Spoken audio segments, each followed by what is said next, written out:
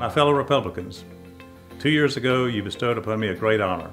That honor was to serve as the Republican Party chairman. I'm grateful to you for that support. You know, I've been working in the party for a long time, almost 50 years in fact. It was back in 1963 when I started the Samford University College Republican Club. And I've worked in the trenches since then. I've worked in many campaigns, and I've been excited with each campaign I worked in. And then Governor Guy Hunt, our first Republican governor, asked me to serve in his cabinet. That was an honor to serve as his chief economic advisor. After doing that, I then served in the Alabama Senate for 8 years. The last 4 years I was minority leader. I then thought it was time to have a Republican lieutenant governor, and I ran and got the nomination for a lieutenant governor, but lost in the general election. So I know what it is to win elections and lose one. The kinds of life experiences I've had, I think really qualifies me to be chairman of the Alabama Republican Party. We have now achieved a status that we've never known before. We're the majority party in Alabama. Not only do we have a Republican House and Senate, we have every statewide office in Alabama which is Republican. When I started, of course, we didn't have any. So I've been through the roads and I've been through the trails and I've seen so much. And to serve as your party chairman is the highest honor that I think I could ever achieve. And I want to ask you to do that one more time. When I was elected 2 years ago, I pledged to you that I would do all I could to unite our party and provide more assistance to the county parties, because I was hearing from counties all over the state that there need to be a stronger working relationship between the state party and the county party. Another thing that I said I would do is I would help county parties by recruiting and helping elect local candidates for the first time in our party's history. We targeted about 20-something counties throughout the state where we thought we could flip probate judges and circuit clerks because we only had 1/3 of those offices in our state. We targeted these counties, we worked with them, we invested in the counties by providing direct mail to these candidates, we did polling for these candidates, we provided phone banks for these candidates, and we had a field staff that went out and worked with them one-on-one to make sure our candidates were on target, focused on the message they need to be delivered. And we were successful. We elected 300 plus local candidates in Alabama this past year, and I am proud of that record. Because you see, the state party has never worked with county party to elect Republicans at the local level.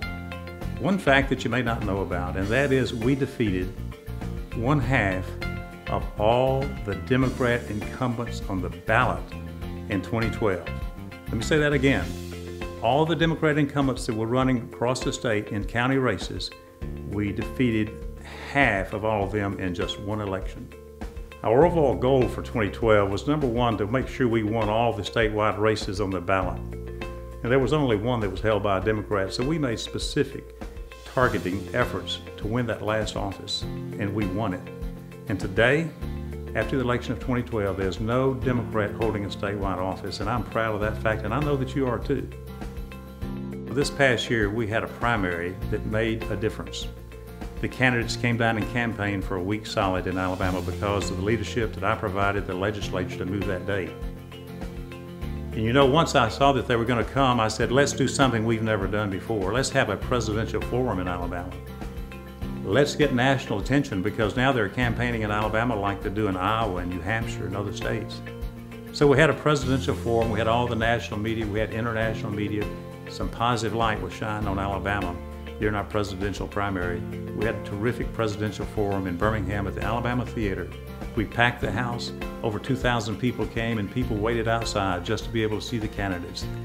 That's the kind of difference I want to make in Alabama. I want to make a positive difference, and I'm working hard every day to do things that we've never done before.